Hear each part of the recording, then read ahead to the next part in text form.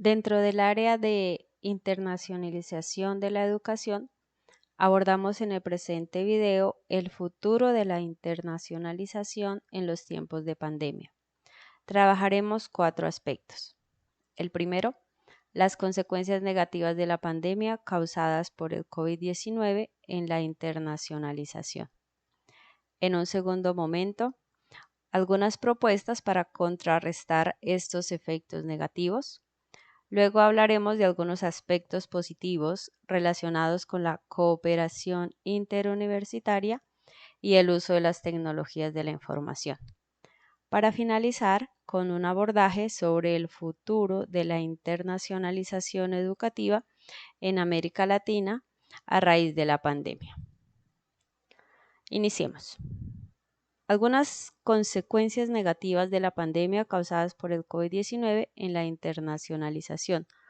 Lo hemos dividido en posibles consecuencias a corto plazo, mediano plazo y largo plazo.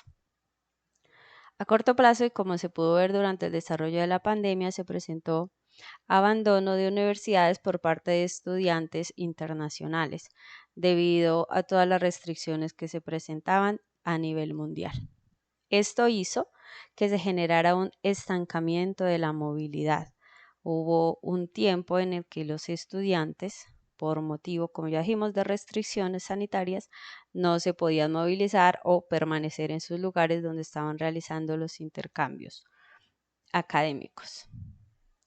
También cesaron los subsidios ligados a los acuerdos de colaboración debido, por una parte, a la escasez de recursos y por otra, a la vigencia finalizada de cada uno de estos acuerdos.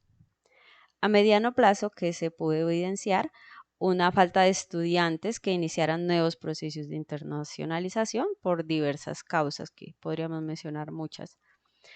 Esto hizo que muchas universidades tuvieran dificultades serias para el sostenimiento de como se venía haciendo regularmente, y aquellas que ya presentaban dificultades, estas se agudizaron con motivo de la pandemia. También, debido a la escasez de recursos económicos, no se generaron nuevas posibilidades para la renovación de acuerdos, subsidios y cooperación. A largo plazo, algunas de las consecuencias son: el costo de la internacionalización se incrementa y obviamente esto hace que el número de estudiantes se reduzca de forma significativa. La finalización de acuerdos, que no hubo forma de hacer una renovación posterior a los mismos, y el cierre de algunas universidades, especialmente aquellas que ya estaban presentando algunas dificultades y por la pandemia no lograron mantenerse, especialmente a nivel económico estamos hablando. Pasemos ahora a algunas propuestas para contrarrestar estos efectos negativos.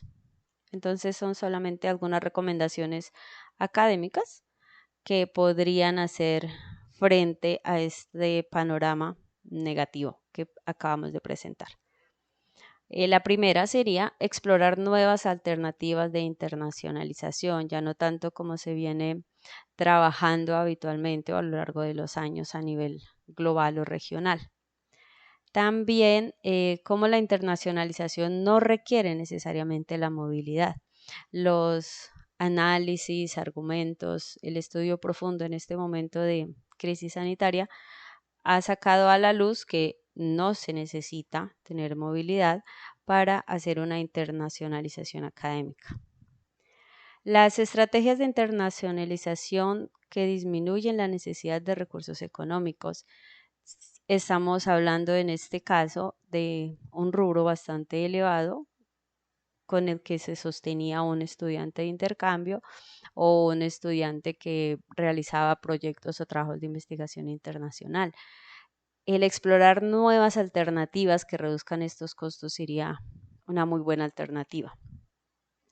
También el fortalecimiento de acuerdos y colaboraciones interuniversitarias. El trabajo en equipo siempre genera buenos resultados. Y algo que empezó a surgir en el seno de la pandemia referente a la internacionalización académica tiene que ver con algo llamado internacionalización en casa, que para esto obviamente tiene unas connotaciones diferentes y no por ello dejaría de ser internacionalización académica. ¿Qué aspectos positivos encontramos en la cooperación interuniversitaria y el uso de las tecnologías de la información? En cuanto a la cooperación interuniversitaria, podríamos decir que esta hace frente a la escasez de recursos que se presentan y que es evidente, también a la escasez o falta de políticas de cooperación internacional bien definidas. En este momento, si bien existen algunas organizaciones o las universidades tienen acuerdos, no son sólidas y con la pandemia mostraron debilidades. Menos viajes y mayor internacionalización. Si bien el viajar, conocer, explorar nuevos lugares favorece mucho la apertura de horizontes, no necesariamente, como le decíamos anteriormente, se necesita viajar para tener internacionalización. También esta crisis ha hecho que se estudien o se planteen nuevas estrategias para el mejoramiento de la calidad en la educación, hacer énfasis en nuevos aspectos que tal vez hasta el momento no se habían considerado.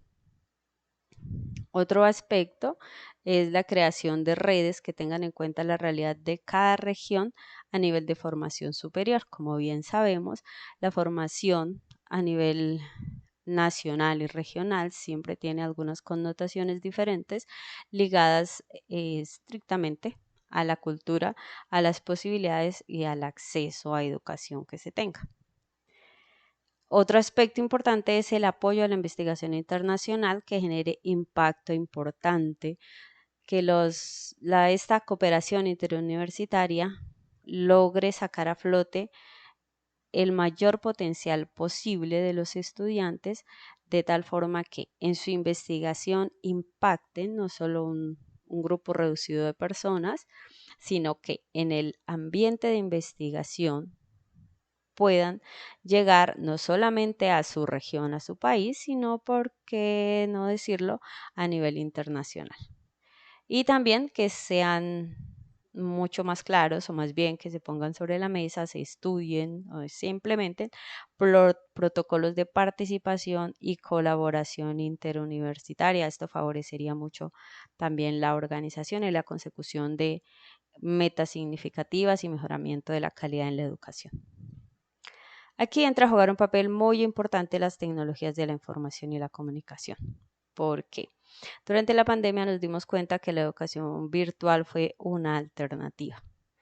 Y esa alternativa nos permitió avanzar de una u otra forma para no quedarnos estancados o sucumbir en los procesos académicos que se llevaban adelante. Para eso se debería favorecer la modalidad virtual, permitir un trabajo en internacionalización con aspectos de calidad, como ya lo mencionamos, mejorar interacciones nacionales e internacionales en el ámbito académico y llegar a todos los sectores sociales, minimizando las barreras que enfrentan la educación en este momento, así como a la articulación de las instituciones de educación superior ubicadas en las diferentes regiones del mundo. ¿Cómo podríamos afrontar el futuro de la internacionalización educativa en América Latina a raíz de la pandemia? Vamos a considerar 4 aspectos. El primero, las tecnologías como recurso de internacionalización, ya no como una estrategia más, sino como una herramienta importante para desarrollar estos aspectos.